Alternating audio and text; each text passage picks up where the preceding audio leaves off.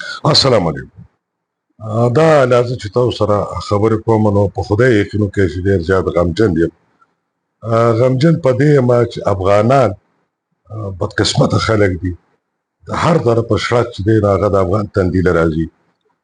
نو په افغانانو باندې پرله پسې بلکې جوړه دوه افتونه دوه تکلیفونه راغلل. یو مصیبت تکلیف خدا دی چې د څلوېښتو کالو نه بره چې کومه میشته افغانانو کډوالو په پاکستان کې بیا موږ سره په پېښور کې په کوټه کې نو یو 13 اګست د هغې دپاره د پاکستان د دولت له اړخه اخري تاریخ و او نن د هغې د انخلا ورځ وه. په هېڅ قیمت په دغه تاریخ کې زیاتې نه کېدو. نو دا ډېره د افسوس او د غم خبره وه. د هغې وجه دا ده چې دلته دي ماشومان چې کوم پیدا شو نو هغه د 40 کالو اوس مشران دي، دلته دي روزګارونه وو، دلته دي یادونه وو، دلته دي مړي وو، دلته دي رشتې شوي دي، ورکړې راکړې شوي دي. نو په دغه سیاسي موضوع خو به بیا چېرته خبرې کوو، خو یو خو دا غم و چې په هغې غمجون او بله غم چې کومه زلزله راله په ختیځ افغانستان په کونړ سیمه کې نو هغه ډېره زیاته غمجنه واقعه ده. د تازه ترین اطلاعاتو مطابق چې کوم مصدقه اطلاعات دي تر دې دمه د 800 نه بره شهیدان شوي دي. په دې زلزله کې د شهدا تعداد د 800 نه بره دی او د 1000 تنه نه بره چې دي هغه په دې کې جوبل شوي دي، زخمیان دي، څوک کم څوک زیات، خو د 1000 تنه نه زیات چې دي نو دا زخمیان دي.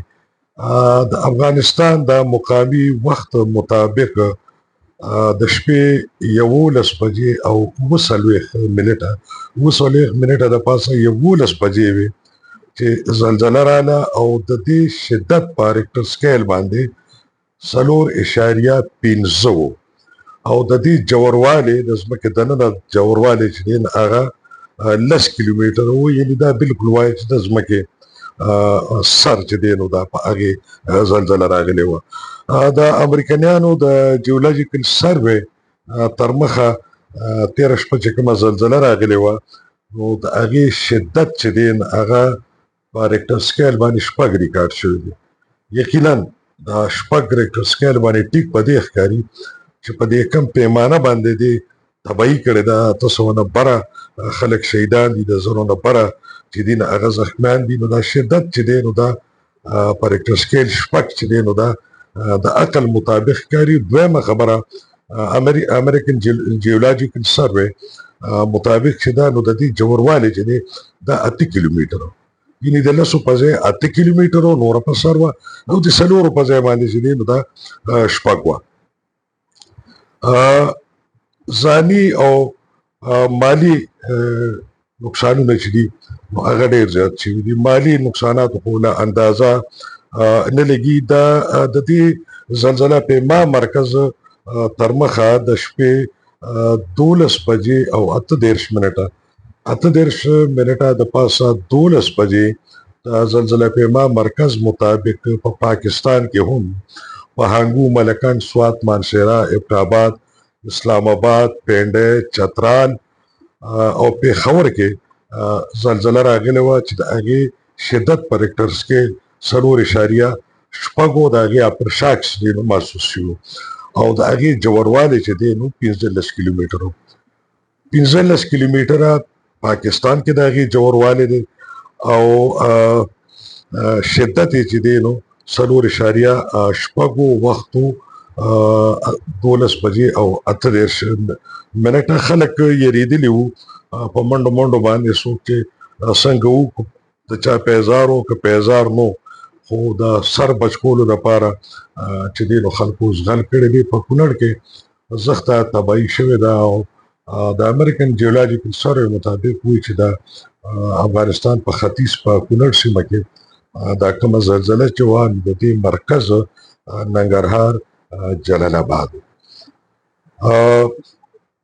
خلکو چې د خپل وسه مطابق لاس امداد کولی شو هغه یې کړی دی. د افغانستان د اماراتو د دولت له اړخه هم چې دی نو خلکو سره کومک شوی دی او زخمیان جوبل خلک چې دي نو هغه په هلیکاپټرو کې د علاج معالجې لپاره وړل شوي دي. قوم پاله او وطن پاله افغانانو د مزي دواړه طرف ته د پاکستان په دولت غږ کړی دی چې په دې انساني المیه کې یکدم د افغانستان نه د ویزو دغه پابندي لري او د علاج معالجې سہولتونه چې دي نو د جوبل خلکو ته ورکړي. ډېره جایز مطالبه ده.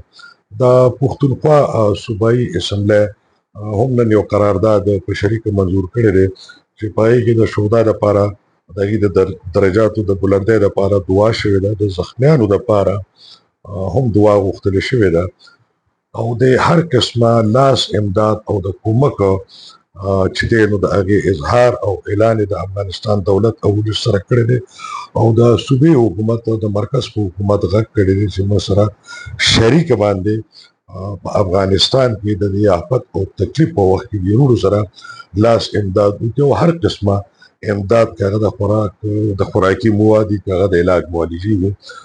بله اسمبلی په قرارداد کې دا هم منظوره کړې ده، دا غږ یې هم کړی دی چې دغه افغانانو ته د تکلیف په دې وخت کې په پېښور باندې د علاج معالجې سہولتونه ورکول پکار دي او د ویزو سہولت یا د ویزو پابندي لرې کول دي.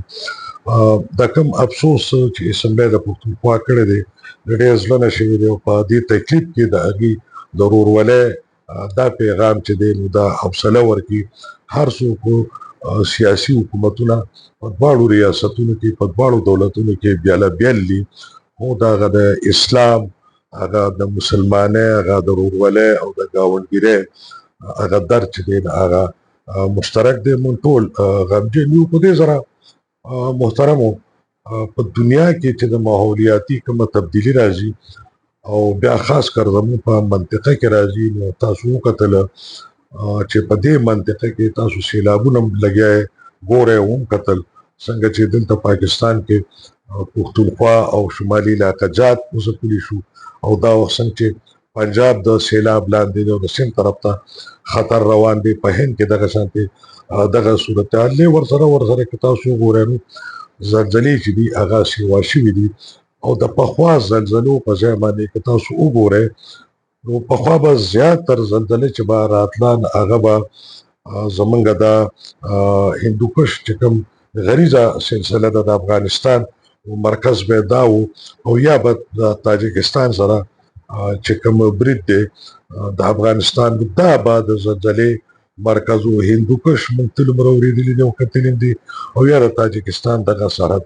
او که تاسو وګورئ نو سړی حیران شي وړې وړې زلزلې راغلي دي په ځان له ځان ځایونو کې راغلي دي لکه دا اوس تاسو وګورئ د کونړ دا زلزله وګورئ. یو دا زلزلې چې دي نو دا اوس په وړو وړو سیمو کې بیا له بېله راځي زیات راځي. د دې جوړوالی چې دی د ځمکې لاندې هغه اوس تر اوسه کمیږي. نو اوس لکه 8 او 10 چې دی نو دا ډېر کم او 15 چې دی نو ډېر زیات کم جوړوالی دی. اگر چې د دې شدت کم وي دونه نه وي هغه لاواغ به نه پخه خو دا په کم مقدار چې دا را روان دي. اوس که کونړ کې دا شپږو ته ورسېده د هغې نقصانونه چې دي نو تاسو وکتل.